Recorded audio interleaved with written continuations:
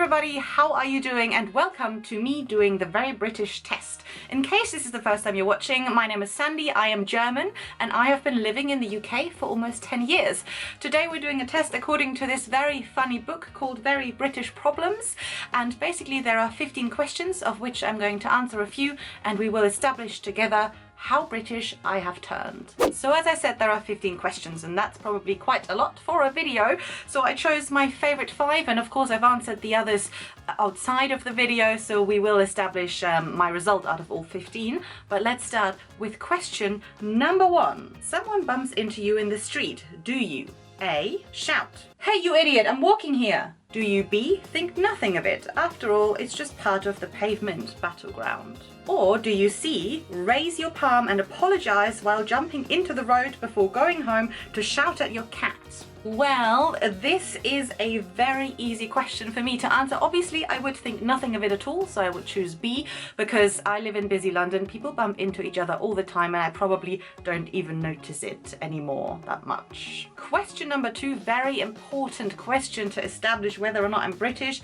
You go to make tea and discover that you are out of milk. Do you A. Shrug and go to the fridge and grab a can of Pepsi instead? Or do you B. Decide to have an espresso and a couple of biscotti? No big deal. Or do you C. Desperately search around the kitchen for a milk alternative before remembering with great relief that you still have some UHT milk? Again, very easy question for me to answer. As a German, I never have milk in tea, so obviously I would shrug and have Pepsi instead, or probably, actually, this might shock you, black tea. Question number 3. A stranger of the opposite sex gives you a suggestive glance in a bar. Do you A. Smile, wink, and ask the bartender to send over a bottle of Bollinger? Do you B. Roll up the sleeves of your shirt and kiss your biceps? Or do you C. Try to smile, but then back out of the smile midway, then pretend you have a facial twitch to cover up the attempted smile, by which point you've turned remarkably pink?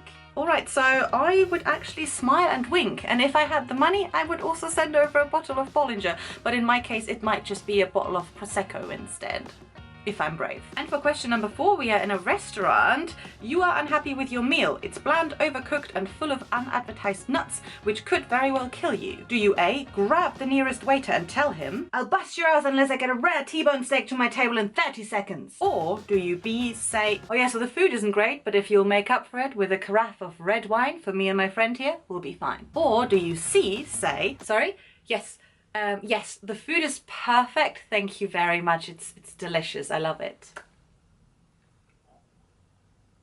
Okay, so this one was actually a little bit more tricky for me to answer as a German. I would definitely say something, but I wouldn't really shout at the waiter, so I would probably be happy with a carafe of wine instead, but I would mention it, that is for sure. Okay, so question number 5 that I chose goes, someone is sitting in your reserved train or plane seat. Do you A. Pick them up and shove them into the luggage rack before finishing off their half-eaten sandwich? Do you B. Sit next to them, get on like a house on fire, and end up telling the story again on your wedding day? Or do you C. Hover outside next to the toilet door until another seat will become available somewhere between London and Edinburgh?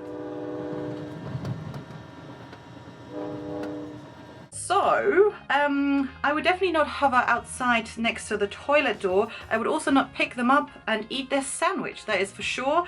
But I'm also, I mean, you know, to meet the love of my life, I mean, I don't know. I would like to think that is possible. All that to say, I would definitely tell them they're in my seat, and maybe they are the love of my life, so let's go with B.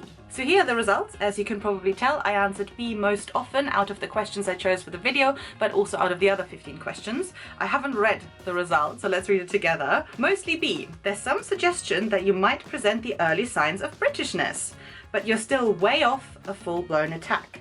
With your laissez-faire attitude and raw sensuality, you're not afraid to take a risk, and to hell with the consequences.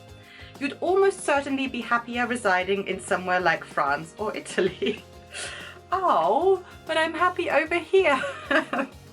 So I guess I'm halfway there. I have early signs of Britishness after 10 years of living here, but maybe I'll try France or Italy at some point soon. Love those countries anyway, so who knows.